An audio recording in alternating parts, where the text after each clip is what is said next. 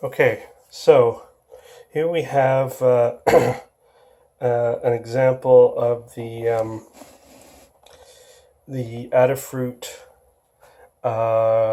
diagram setup for turning on an LED. So what I've done here is I've substituted the LED light with the push button LED light and uploaded the code. And if I press this button, it turns on and turns off as it's supposed to do. Now I've also hooked up another wire, this alligator clip.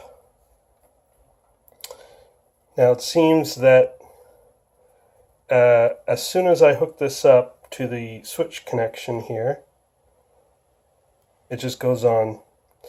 Now this button still works. It's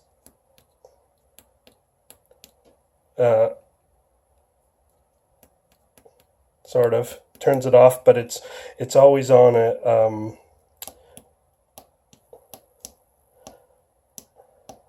on position, and so I'm just confused.